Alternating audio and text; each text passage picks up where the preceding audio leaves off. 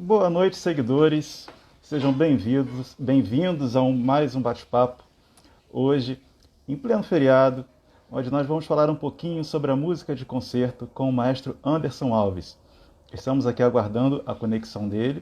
Daqui a pouquinho ele irá entrar. É um bate-papo. Não iremos tocar hoje. Quem quiser ver alguma performance pode nos seguir nas redes sociais, que sempre postamos. O maestro Anderson Alves acabou de entrar. Assim que ele fizer a solicitação, ele entrará aqui conosco para esse bate-papo. Fiquem à vontade para realizar perguntas, para em algum momento também, se quiser fazer alguma sugestão, sintam-se totalmente à vontade. Aguardando o pedido do Anderson. Ele fez o pedido.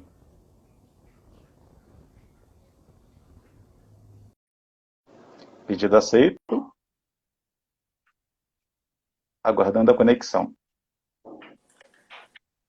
Olá, Anderson Alves. Ah, tudo bem, Hudson?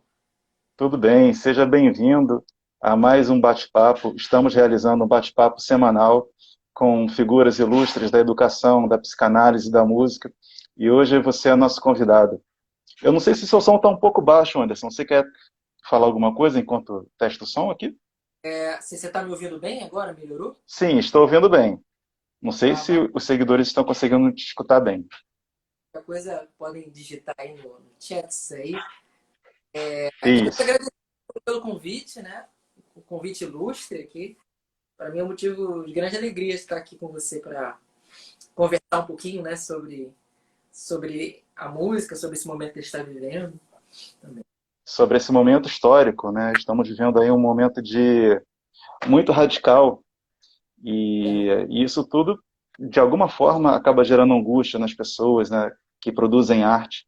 O que será da arte amanhã? O que será da arte hoje? Né? Como será a nossa interpretação daquilo que mais gostamos de fazer, que é a realização da música? Anderson, você quer falar um pouquinho sobre sua trajetória? Você é um grande maestro, ligado tanto à performance quanto à educação. Fala um pouquinho para a gente sobre isso. Então, eu comecei tocando piano, né? Há menos de 10 anos, acho que 8 para 9 anos, mais ou menos. E na época eu lembro que eu achei que o estudo piano era muito difícil e era aquele estudo bem conservatorial, bem pesado, vamos dizer assim. E aí eu abandonei um ano depois, assim, eu estava com medo do instrumento. Aí tudo bem, passou, eu comecei a cantar em coro, e aí a partir dali eu comecei a me interessar por regência e voltei a estudar o piano. Né? Eu recebi as partituras do coro, sem saber ler e tudo mais. E aí comecei a procurar aquilo, tinha os métodos de teoria do piano que eu tinha abandonado, né? E aí eu lembro que eu sempre chegava no ensaio do coro uma hora antes para tocar minha voz no piano, né? E a partir daí começou esse interesse pela música.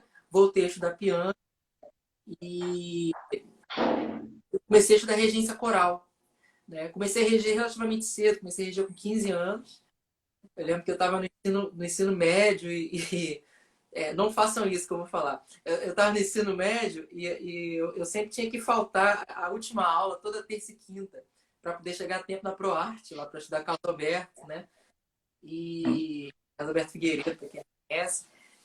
Então, assim, eu comecei a estudar relativamente cedo. A partir daí, o piano, eu comecei a me dedicar um pouco mais ao piano também. Entrei na escola de música da FATEC, no Rio, que e lá eu estudava regência coral e piano. Comecei a tocar também numa orquestra de MPB na época, que foi super, super válido, super bacana para mim esse período. E a partir dali eu comecei a prática de música de câmara, que para mim foi assim algo excepcional. Depois entrei no Conservatório Brasileiro de Música para fazer licenciatura, depois regência. E no conservatório eu comecei eu assumi a classe de não era uma classe, né? Eu era pianista da classe de interpretação cênica. Felício Bruno, grande barítono, né? Baixo barítono, especialista em ópera. E para mim aquilo foi uma grande escola, porque assim, eu costumo dizer que eu era muito doido. Qualquer coisa eu topava, sabe? Tem cachê, não tem cachê, qualquer coisa eu topava tudo. E aí, o Wesley Bando, saudoso Wesley Bando, que é meu professor de regência também, ele chegou para mim e falou assim: olha, eu preciso de um pianista para a classe de interpretação cênica. Eu vi que você tem uma leitura legal, você não quer. E não, claro, vamos lá. Aí eu fui, cheguei lá, eram de 15 a 20 cantores, cada um cantando 2 áreas por aula. Aí tá sem imagina a situação, né, para um pianista inexperiente. E aquilo para mim foi uma grande escola. Eu fiquei, acho que, quase 4 anos nessa classe. E a partir dali comecei toda essa prática de música de câmara em, em, em concerto também, fazendo duo com os cantores, acompanhando também instrumentistas. Isso tudo atrelado à regência, né? A regência orquestral. Que a partir dali eu já estava começando a praticar, eu tinha um coro e precisava fazer o Glória de Vivaldi, né? Eu ia fazer com piano, aí eu lembro que eu montei um grupo de amigos, que depois acabou virando uma camerata, né? A gente ficou uns 4 anos juntos, fazendo a série musical, e fizemos um grande repertório clássico de cordas, grupo que, como a Santiago, vários concertos de Vivaldi, concertos para Debussy, harpa e cordas com a Anja, fizemos 2 vezes. Enfim, e depois disso já comecei a ingressar na orquestra sinfônica, né? Assim, como regente. A primeira orquestra que eu regi foi a orquestra do Festival de Brasília, né? Do Civebra. Uhum. Lá com o maestro inglês, né? Não lembro agora. E a partir dali eu comecei a fazer mais concertos. Também a trabalhar no projeto social. Um deles é o projeto Som Mais Eu, que eu estou até hoje, e que é o projeto da onde surgiu a orquestra nas escolas, né? É o pai da orquestra Uhum. nas escolas, vamos dizer assim. O projeto Sou Mais Eu, né? Isso, Som Mais Eu. Já tem mais Sim. de 10 Uhum. anos esse projeto, inclusive. E eu comecei a trabalhar em Paraty também. Lembro que uma professora minha, foi minha professora na FATEC, depois, né, ficamos amigos. Ela tinha um projeto muito bonito em Paraty, chamado Educanção, que era um projeto da Secretaria Municipal de Educação de Paraty. E aí, um belo dia, ela falou para mim: olha, você quer dar aula lá, no projeto e tal? E eu estava trabalhando no Rio e na cidade de Sumidouro, que fica a 70 quilômetros de Petrópolis e tal. E aí eu decidi trabalhar lá também. Eu ficava em casa 2 dias na semana, 2 dias lá e outros dias, enfim, eu ficava viajando. Era uma vida meio de cigano, né? E Uhum. aí eu comecei a trabalhar nesse projeto de Paraty. Pouco tempo depois a Aline passou para a FRJ, hoje ela é professora do curso técnico, né? E aí eu assumi o projeto lá, em Paraty. Eu fiquei 5 anos e meio lá. A gente tinha 800 alunos de música. Então foi o primeiro grande projeto que eu comecei a trabalhar, né? Então lá a gente tinha muita prática de música de câmara, tínhamos o coro da cidade, que eu que regia, e uma camerata que acompanhava o coro, né? A gente fazia a flip, a parte musical da flip também, tenda da Uhum. flipinha, que era tinha um coro infantil, 200 crianças. Mas eu surgiu, né? Nesse período também. E a partir do Som Mais Eu surgiu o Orquestra das Escolas, né? Que a gente está aí hoje, vamos completar 3 anos em setembro, né? Um projeto novo, porém grande, né? Assim, de tamanho e de É intensidade na vida das pessoas. interessante, Anderson, que você sempre se engajou em trabalhar com jovens, também com pessoas que estão começando a carreira musical e estão com grandes perspectivas. Eu também sou educador e uma vez, assim, em sala de aula, entrou um aluno para aprender violoncelo, era uma das primeiras aulas dele, e aí ele me faz uma pergunta que me desestabiliza completamente. Ele pergunta, professor, eu tocando violoncelo, tocando, como é que eu posso ajudar as pessoas? Né? Essa era a pergunta de um jovem que queria saber como a música pode colaborar. A música, som, né? Apenas o som. Como ela pode colaborar para uma melhoria da humanidade? E aí eu não tive resposta naquele momento. Né? O que você É, diria, Anderson? olha, eu acho que a música ela vai muito além das notas musicais, né? Eu acho que ajuda a formar cidadãos, né? Formar pessoas. Então, assim, eu sempre pensei muito nisso, principalmente, assim, dando aula, né? Mais do que regendo orquestras, principalmente orquestras profissionais também. Mas dando aula, assim, tem um objetivo maior, né? Que vai além das notas musicais. Formar Uhum. caráter. Sim. Eu acho que seu áudio está um pouco baixo, Anderson. Se você puder falar um pouco, Vou ficar mais perto. talvez mais próximo ao microfone, né? E a gente acha que esse bate-papo, essa sequência de lives, elas são da agora, do nosso tempo, né? Mas eu estava na biblioteca lendo alguns livros e eu encontrei esse livro da Clarice Lispector, onde ela bate um papo com Tom Jobim, isso no ano de 68. Era um bate-papo informal, assim como nós estamos fazendo, mas que eram publicados em jornais. E aí uma das indagações que ela faz ao compositor e maestro Tom Jobim é a seguinte: há quem diga que a literatura e a música vão acabar. Sabe quem disse? Henry Miller. Não sei se ele queria dizer para já ou para daqui a 300 ou 500 anos, mas eu acho que nunca acabarão. E aí o maestro Tom Jobim ri, feliz, e diz: pois é, sabe, eu também acho que não. E aí a Clarice Lispector continua: acho que o som da música é imprescindível para o ser humano e que o uso da palavra falada e escrita são como a música, duas coisas das mais altas que nos elevam do reino dos macacos e do reino animal. E aí o Tom Jobim responde: e mineral também, e vegetal também. Ele ri: acho que sou um músico que acredita em palavras. Você acha que o músico educador é um músico que acredita em palavras também? Que a música vai muito para além do palco e da performance? Sim, sim. Acredito. Muito interessante isso que você falou. Depois você me diz que livro é esse, para eu anotar Sim, aqui. sim. Sim, vai além das palavras. E tem uma coisa interessante, é que eu estava dando uma aula de regência coral até, para um aluno que estava interessado em regência orquestral. E ele falava o seguinte: olha, eu trabalho com coro já há muito tempo e eu acho muito difícil essa questão de orquestra, porque não tem o texto. Aí eu falei assim: não, mas nós temos as palavras lá nos instrumentos, né? E tal. O nosso texto é um pouquinho diferente, mas tem um texto, né? A música vai além das palavras. Eu utilizei isso. E é verdade, assim, a música vai muito além do texto, seja cantado, seja tocado, né? Então, assim, a música transpõe muitas coisas, né? Muitas barreiras Uhum. também.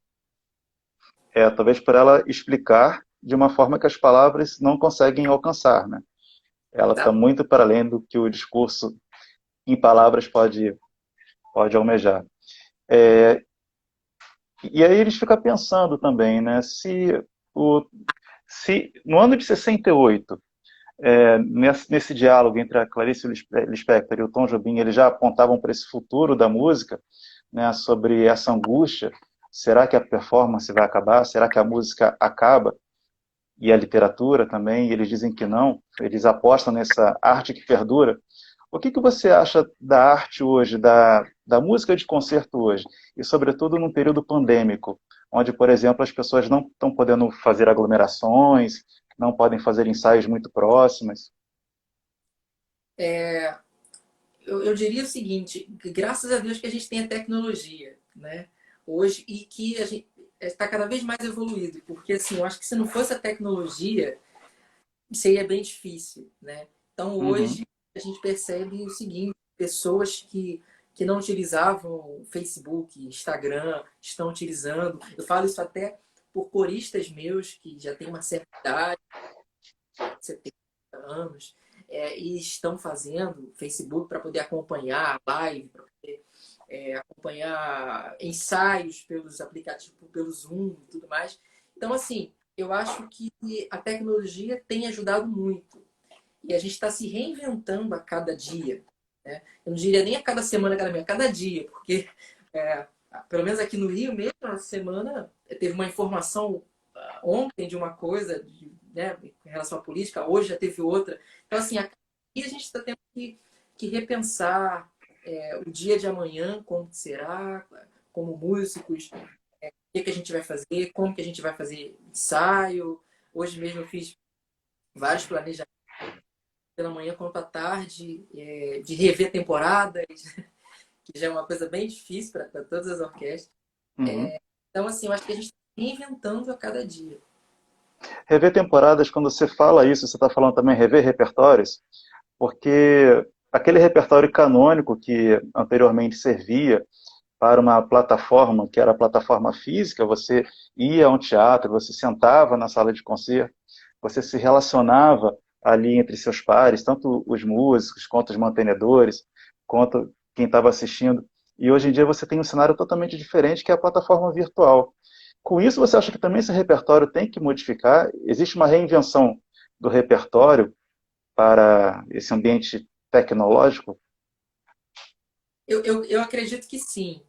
Assim, tudo depende de cada realidade, né? Então, assim, para uma orquestra profissional que tem um público muito fiel, vamos dizer assim, e que já acompanha, que já acompanhava mídia e tudo mais, talvez funcione você manter o repertório tradicional. Tem muitas orquestras fazendo estreias, né? De concertos inteiros, com seja 1h30 e tudo mais. Mas eu acho que funcionaria muito mais, eu não vou nem dizer um repertório popular, mas algo um pouco menor, no máximo um poema sinfônico de 15, 20 minutos, coisas assim que a pessoa vá sentar ali e vá assistir até o final, né? E também investir um pouco no repertório mais popular, né? Quando eu digo Uhum, popular, não é nem falando de música popular brasileira, mas popular aquele popular de concerto que a gente conhece, né? Os clássicos, né? De uhum. concerto, Carmen de Os Bizet, esse top tipo de hits. top hit, eu acho que vai funcionar muito. E já alguma forma de agregar pessoas que não tinham contato com música de concerto. Isso eu acho muito interessante, porque pessoas estão sem ter o que fazer em casa, né, em sua maioria, e as pessoas estão procurando as coisas, né? Então, assim, super interessante, eu ouvi falar há pouco tempo, acho que foi na semana passada, de uma pessoa que nunca assistiu um concerto na vida, nunca foi a um teatro e nunca parou por música clássica. E ela se recebeu lá de um vídeo nosso, da orquestra, a gente fazendo o Kyrie Eleison meu Deus, de John Levitz, para cor e orquestra, uma peça clássica e tal. E ela adorou aquilo e começou a pesquisar mais coisas sobre música de concerto. Então, assim, eu acho que é uma coisa super bacana e de repente a gente vai ter aí um público maior, né, da música de Uhum. concerto após a pandemia, quem sabe. Né?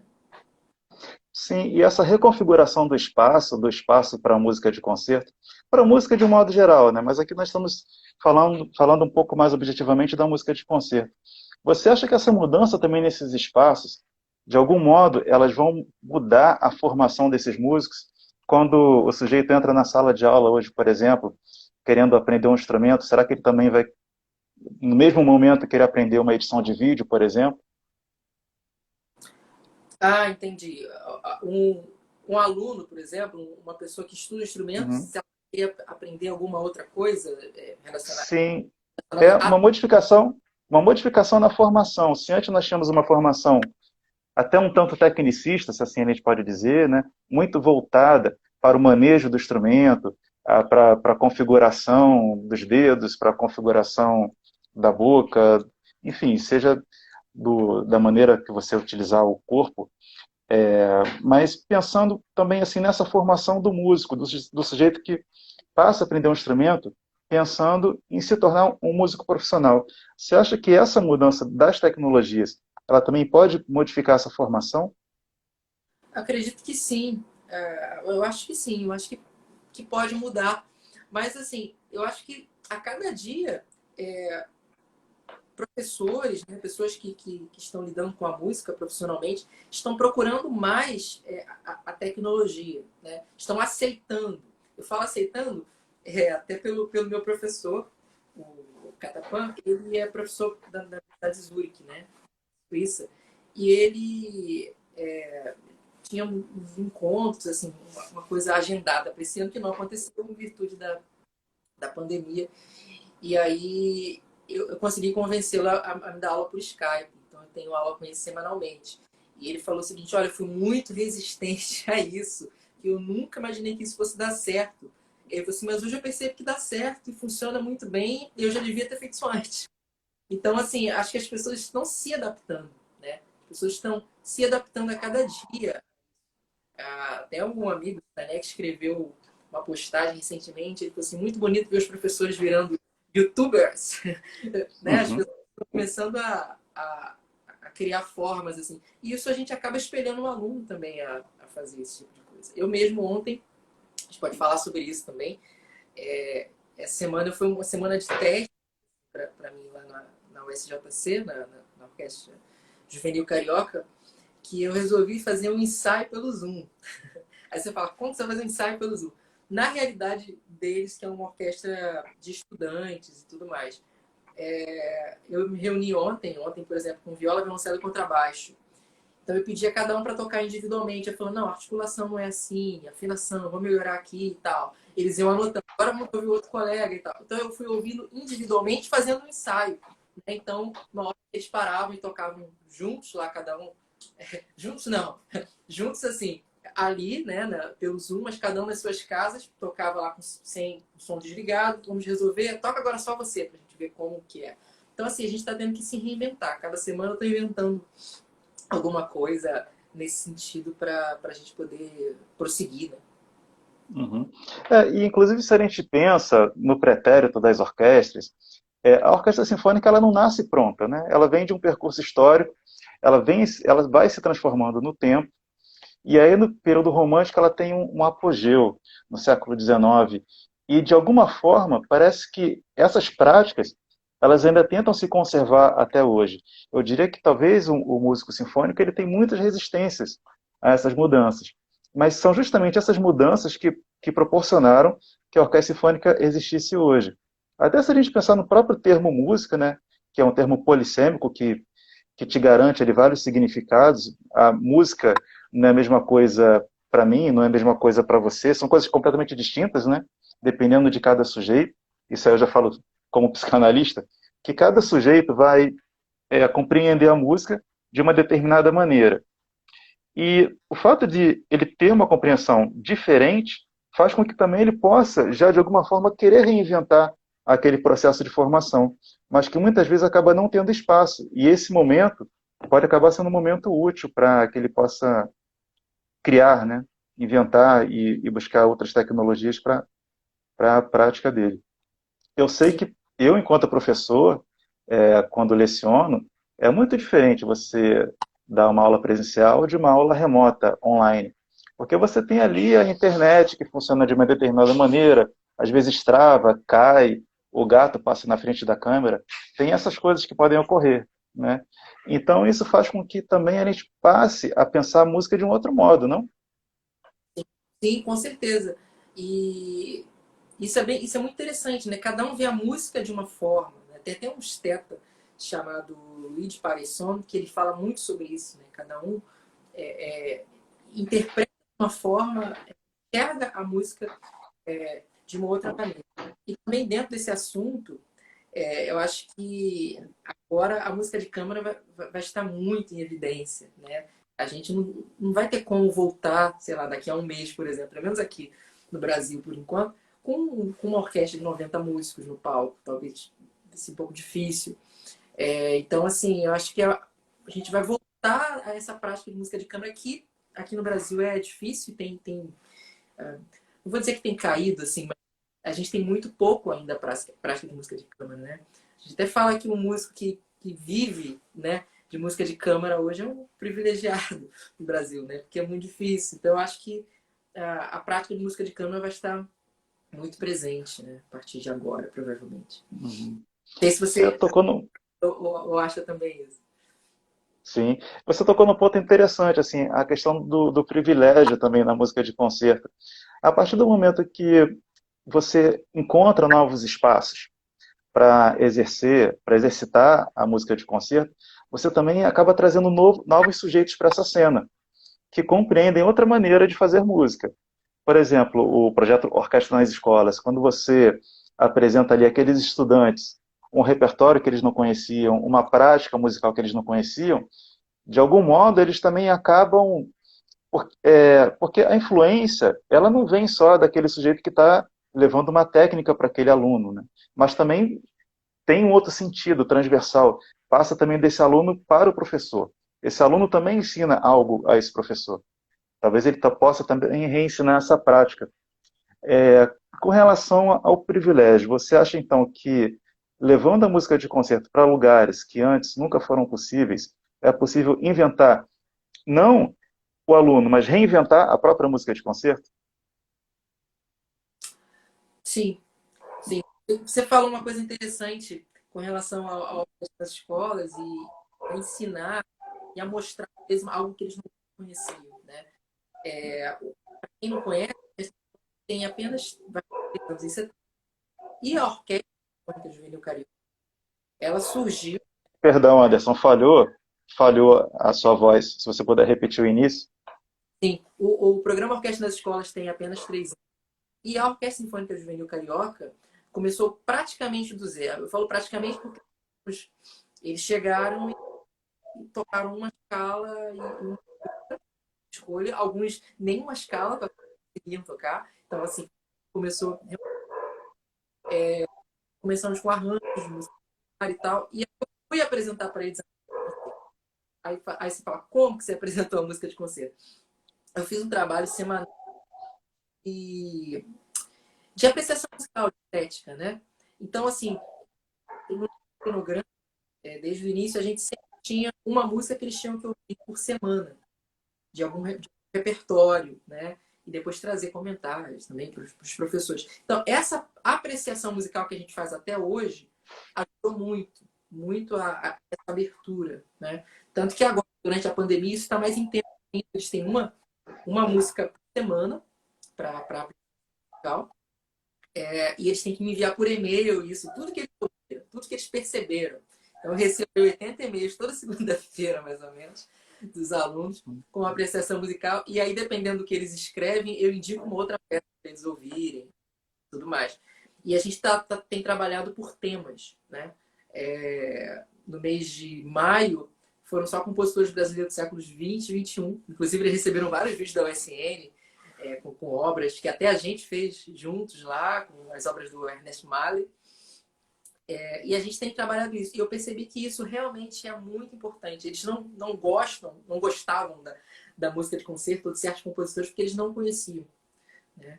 Então, assim, a gente tem que apresentar para os alunos, para o público, de uma forma bem prática, né? A música. Não sei se eu me perdi na sua pergunta, que eu falei. Não, sim, muito, muito bem colocado, muito bem posicionado.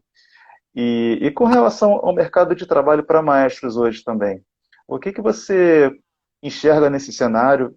Claro que nós não somos aqui clarividentes, mas o que que eles conseguem esperar para um maestro no futuro? Eu fico pensando, por exemplo, que dia desse eu assisti um vídeo na internet de um músico tocando vários instrumentos.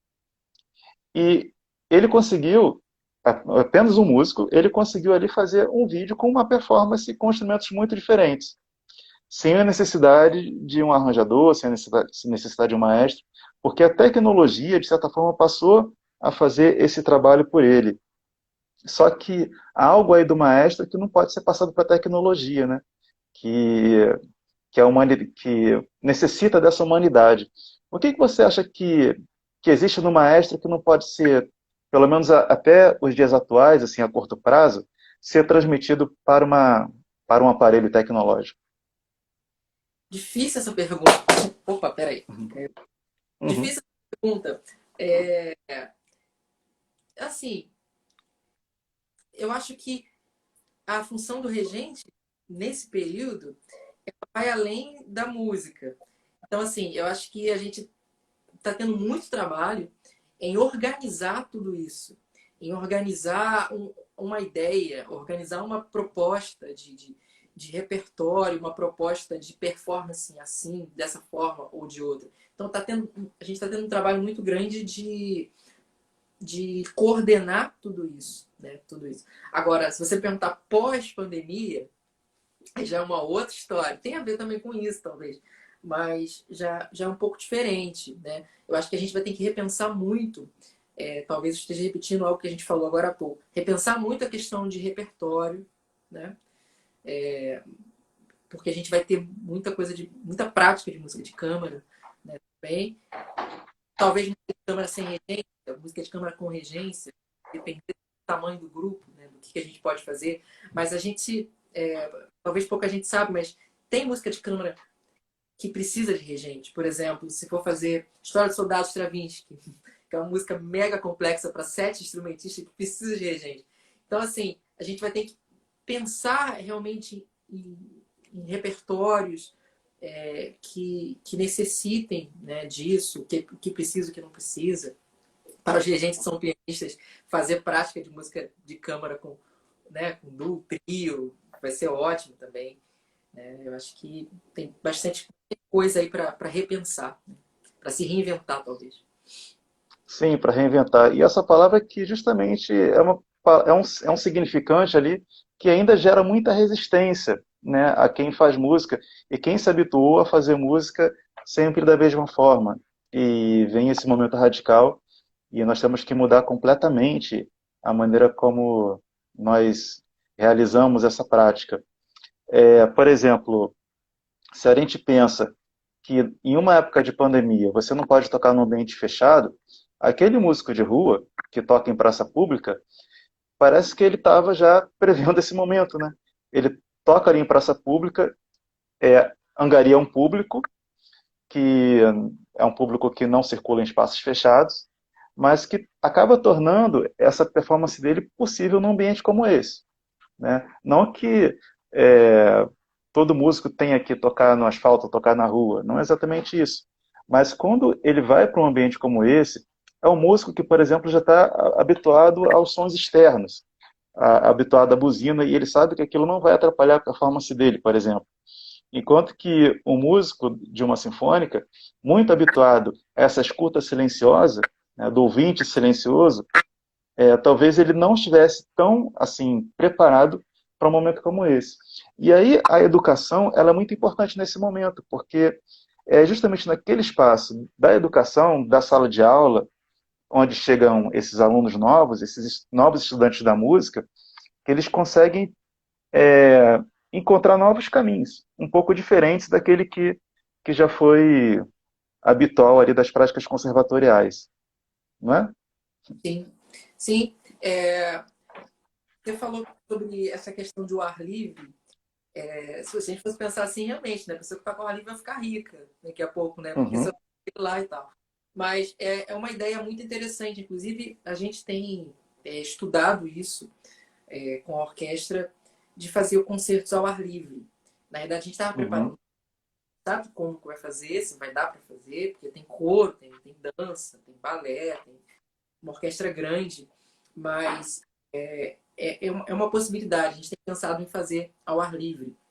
Inclusive, uhum. tem um projeto que eu ouvi falar, não sei se foi para frente, de um cinema ao ar livre, que você assiste dentro do carro, não sei o quê. Até fiquei pensando isso, poxa, será que isso dá pra gente jogar isso para música de concerto? É uma possibilidade, Uhum.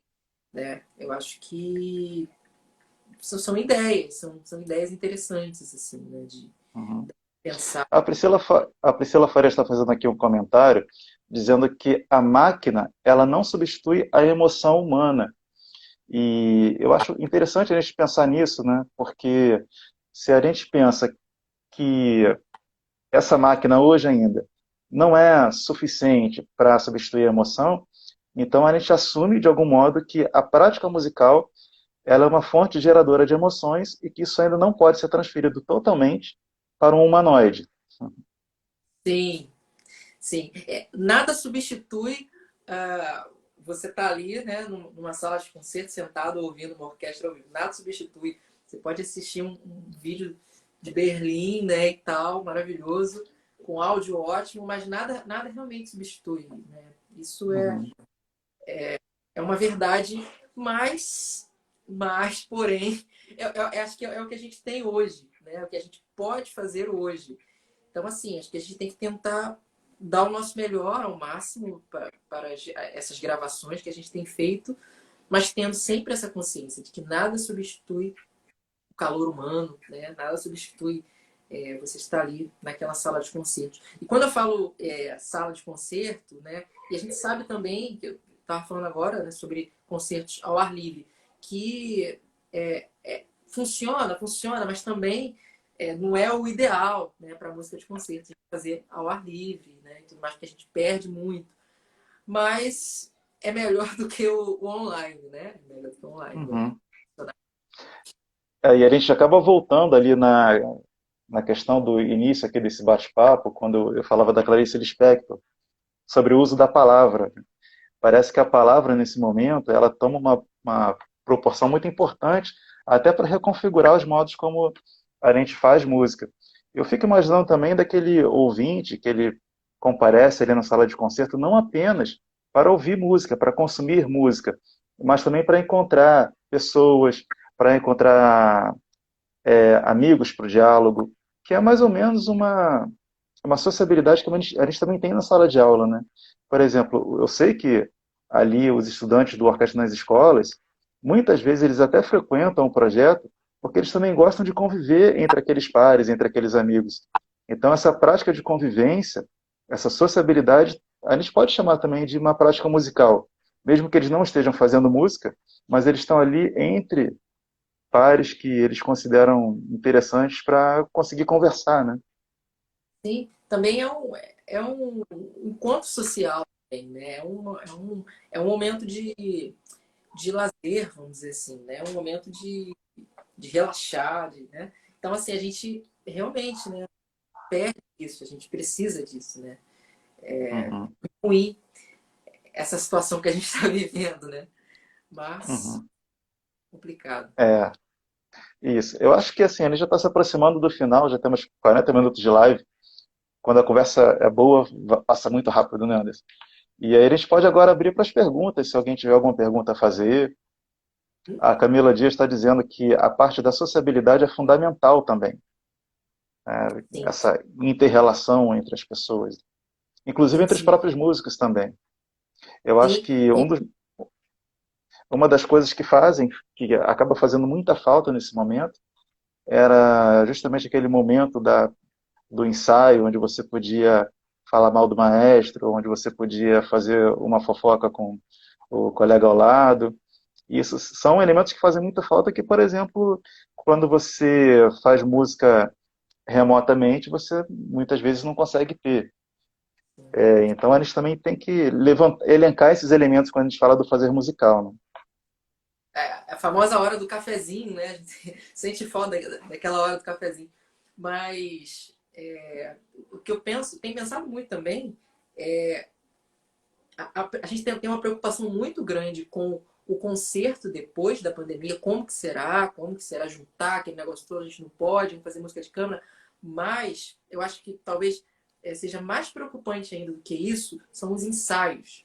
Porque é o seguinte, por exemplo, uma orquestra profissional, você tem um concerto no sábado, ou no domingo, você vai ensaiar de segunda a sexta, né? 3 horas, 3 horas e meia de ensaio, durante a semana toda para fazer um concerto de 1 hora e meia no final de semana. O problema não é o concerto, né? Os músicos estarem juntos, o problema maior é a semana toda de ensaios. Então, assim, é uma coisa que a gente tem que repensar muito como que serão esses ensaios, como que a gente vai poder juntar isso, né? Questão de estante, por exemplo, né? Uma estante para dois, talvez tenha que ser individual as estantes, as partes, baquetas de percussão, tem que ser compartilhadas ou não, ou tem que ser individual. São várias coisas assim. Para música coral é mais difícil ainda, né? Tem vários estudos, a gente tem feito e acompanhado também algumas pessoas da Alemanha de estudos de como que vai ser voltar a música coral. Vai ser mais difícil do que a orquestral, né? Por causa da questão do distanciamento, né? Já estou jogando aqui um outro assunto aqui para Não, sim. Existe uma grande discussão na arquitetura com relação a isso, né? Por exemplo, a utilização de elevadores, a utilização desses espaços públicos onde você tem aglomerações e certamente esses espaços eles terão que ser reconfigurados. quando você fala, por exemplo, que o músico vai ter que colocar mais estantes no palco, talvez você não consiga atuar ali com 70 estantes naquele espaço que já é um espaço pequeno, que a gente sabe que os palcos hoje do Rio de Janeiro, eles são, pelo menos em grande maioria, eles são pequenos para as orquestras sinfônicas, né? E aí quando você fala então da reconfiguração, inclusive da própria estante, né, como esses músicos vão conseguir se relacionar, se cada um vai ficar numa estante ali, são 70 estantes, 80 estantes, naquele espaço que já é um espaço curto.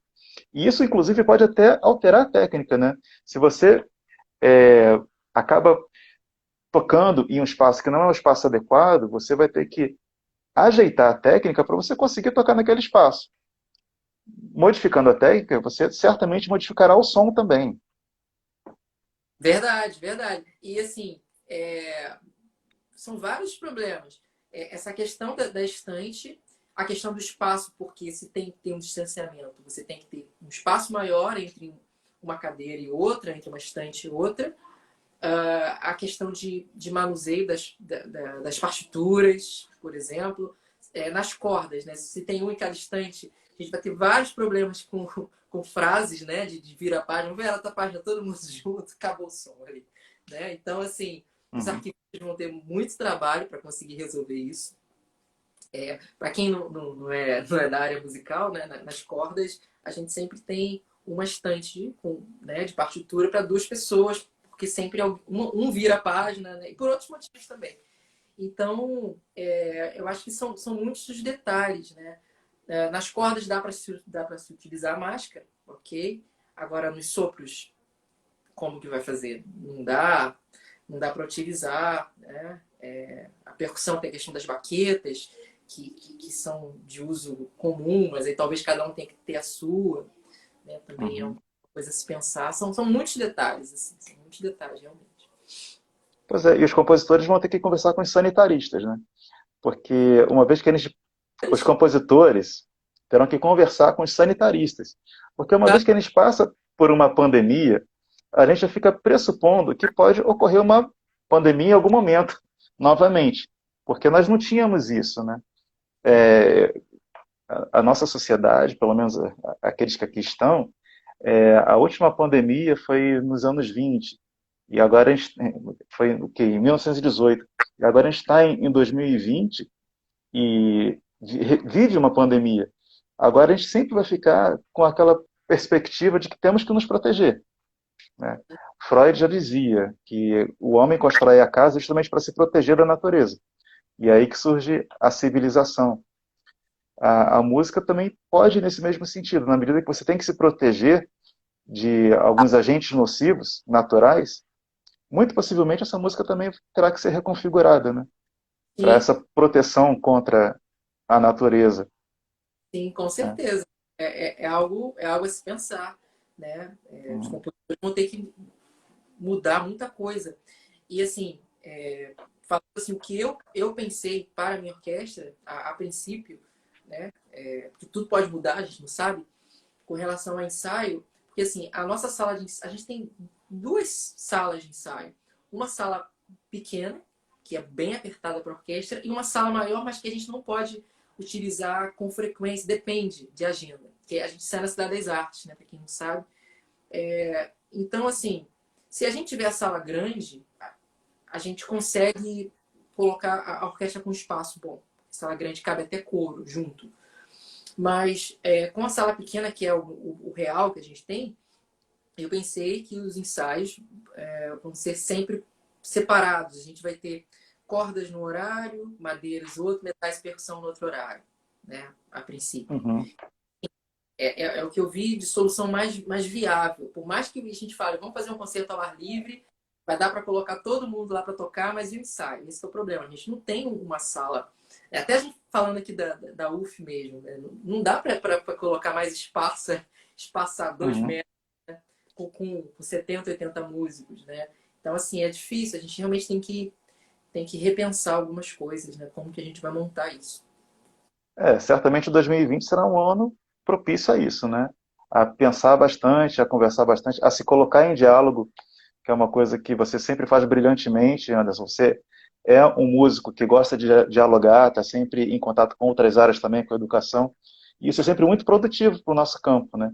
Nós tivemos muitas participações hoje, já temos aí 45 minutos de, de live, e participação de muitos músicos aqui na live, eu já vi muita gente, Camila Dias, o Luiz Santos, que está sempre conosco também, assistindo os concertos.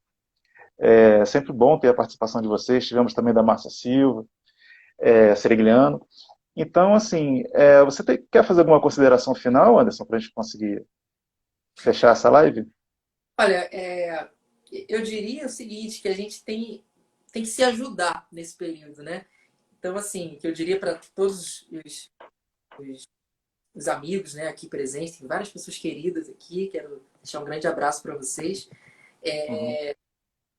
Toda ideia que a gente tiver, gente, vamos tá, né? Eu estou falando isso a começar por mim, porque eu mesmo tenho pensado várias coisas, mas eu nunca postei falando. Mas é uma coisa interessante, porque um vai ajudando ao outro a repensar, né, como que a gente pode melhorar, como que a gente pode ajudar, enfim, pensar em espaço, repertório, ideias de como rever temporadas, que é uma coisa que a gente tem que fazer mesmo, principalmente as orquestras nacionais, né, que já tinham solistas contratados e não sei o quê. Eu mesmo, os concertos que eu tinha nacional, alguns já foram jogados para o ano que vem, sem data ainda e tudo mais. Uhum. É, tá? Pesquisar bastante aí, ouvir bastante os colegas e para a gente poder seguir em frente, né? Seguir em frente. Sim, essa aproximação com educadores, né, é fundamental agora, porque nós temos que falar muito da formação, a formação desses músicos. Eu fiz aqui uma live com o psicanalista Frederico Ramos, a gente falou sobre o medo do músico. E um dos medos do músico que nós elencamos ali foi o medo do erro, o medo do equívoco, do imprevisto. Né? O quanto o músico tem medo do imprevisto. E a pandemia é um imprevisto, que nós, de algum modo, teremos que lidar ainda por algum tempo. E com isso nós teremos que pensar as nossas formas de fazer arte. Né? Sim, com certeza. Com certeza. A gente tem que repensar, e essa palavra que a gente usou muito hoje, né, que é o famoso reinventar. Né? A gente vai ter que Uhum, reinventar muita coisa, não só para música de concerto, como para música popular também, para quem trabalha com música popular, por causa de público, né, de uma série de coisas. Mas temos que estar otimistas, né, que isso vai passar e que em breve a gente vai poder aí fazer música juntos, né, ao vivo, com calor humano, né, uhum, de forma virtual. De forma virtual é o que a gente tem hoje, né, o que a gente pode fazer, mas o ideal, né, é que a gente esteja juntos, né? Nada substitui o calor humano, você sentar ali numa sala de concertos, assistir, no final ir lá falar com o músico, poder abraçar, apertar a mão, né? Nada substitui. uhum. Sim. Muito bom, Anderson. Olha, obrigado mais uma vez por você ter aceitado esse convite. Semanalmente estamos convidando pessoas de áreas distintas, da psicanálise, da literatura, da educação, da arte, para conversar aqui conosco, para a gente compreender melhor esse mundo e o humano também, né? Que o que nos interessa enquanto artistas é justamente essa compreensão do humano. Muito obrigado. A gente vai deixar essa live aqui disponível no IGTV. Vocês podem seguir lá o perfil do Anderson ou o meu perfil. E quem perdeu o iniciozinho pode depois clicar de novo e acompanhar. Muito obrigado, Anderson. Obrigado, eu te agradeço pelo convite aí. Grande abraço a todos. Grande abraço a todos. Tchau, tchau.